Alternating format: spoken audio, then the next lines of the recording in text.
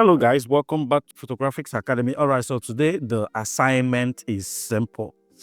Place this image on this background. Very, very simple. And that's what we're going to be doing in this particular one. We're going to be moving this image and placing it on this backdrop to see what it would look like. Trust me, it's going to look really, really, really, really beautiful.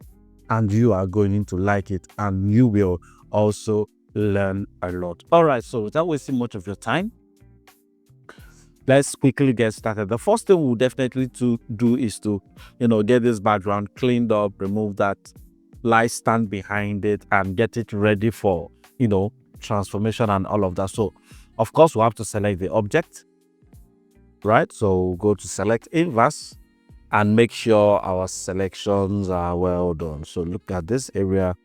You just need to push it in. Do something over here.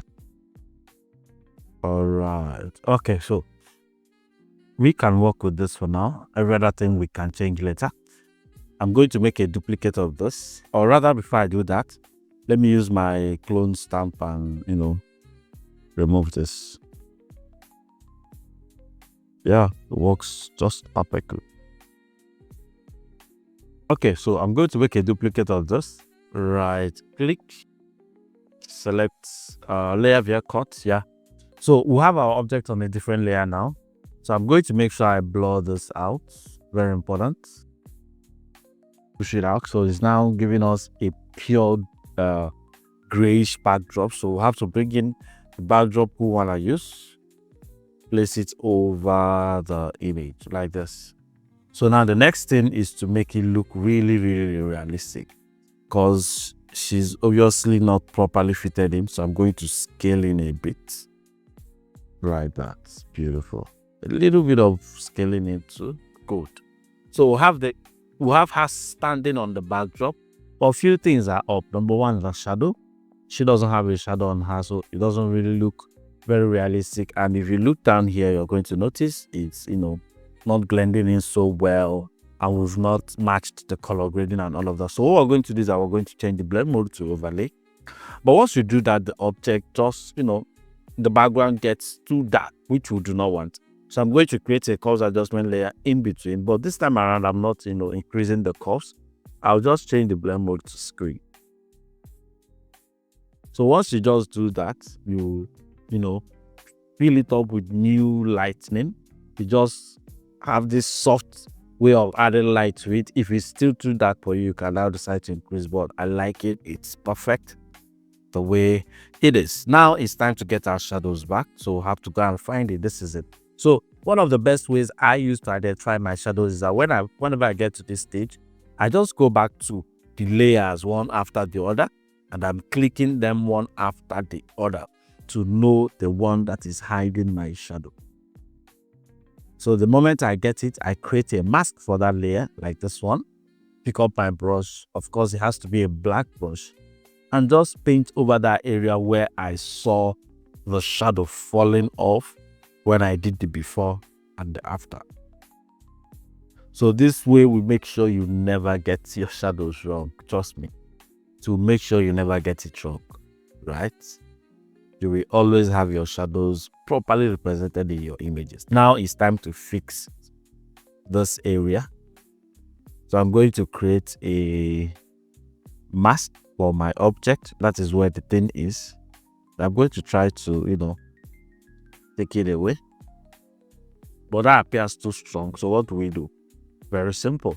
Let's try overlay and see if that will do anything for us. Okay, so it didn't. I'm going to reduce my brush flow somewhere very low. So I'll just polish over. Once I get it looking good, I'll stop. Something like this. So we've not lost our, cloth. And we'll see how we look in it. So you see the way it's looking, still very fine, clean, and you've not lost your dress. So the next thing we want to do is to definitely create a global color grading. You can decide to use your color lookup. Let me try gradient mapping in this one. So I'm going to just select a random gradient map. Let's see what orange will do for us. soft light. Okay, so let's use a new technique. So I'm going to change the solid to noise. Make sure that my roughness is at 35 to 30. So I'll keep it at 30. I'll just be randomizing. But before we do that, let's get this looking good. So just tone it down a little bit. So the reason we'll be randomizing is to find the best color grading. This is beautiful. This is also awesome. That will work for our image. Extremely beautiful. Okay, so we just keep going until we find something we can use. Explicit. This is cool. This is cool. Amazing. Oh, beautiful. So let's see what this will look like. Of course, it's already looking too much, so tone it down. No longer see the effect of what we did. So I guess it's looking like what we had originally on the image. So we'll just keep randomizing until we get a very working bad color grading. This works really perfect. I love this. I love this. I love this. I love this. Beautiful. Look at that. The before, the after. So it gives us attention, gives us contrast, darkens her feet, the lower part a little bit. So this is a way you can actually, if you don't know exactly what to push your color grading towards, then you can use this method. Then you can as well apply a color lookup table on top. All rules are holding you. All you need to do is just to make it look good.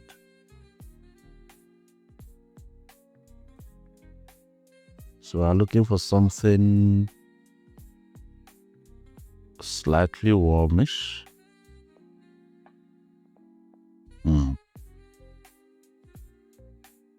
Let's go upwards. This wouldn't be bad if we bring it down. Yeah, beautiful. So I'll just go to my course, brighten things up a little bit, darken it down a little bit. Then of course the last will be my photo filter to calm things down. Beautiful. But of course we need to tone it down as well. So if I group all this into one group now, this is what we'll have, the before, after. Very tiny color grading, but makes a whole lot of difference. So I feel my background is now too dark, so we'll pull it up a little bit. Good. Nice. And another thing we can do is to create a vignette effect around that background inside our camera raw.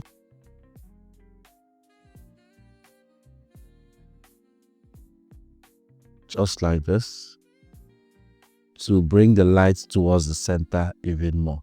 Beautiful. So this is the overall before and after. The before, after, not exactly the overall, because we had something we removed in the background. So let me show you. This is the before, this is the after, this is the before, this is the after. Tell me the one you prefer among these two looks, because I really feel this is looking beautiful and this is also looking amazing. Tell me the one you prefer among the two of them in the comment section. Thank you so much for watching. Make sure that you subscribe to our YouTube channel, and if you subscribe, do click on the notification bell, turn it on, so that every single time we drop a new video, you will get notified. If you want to gain access to this backdrop that we just used, all you need to do is just join our WhatsApp, our Telegram community, which the link rather is on the description of this video. So just click on it. You will get access to our Telegram community, where this backdrop and a whole lot of other things will be given out to you for free. One more time, thank you for watching. See you on the next one.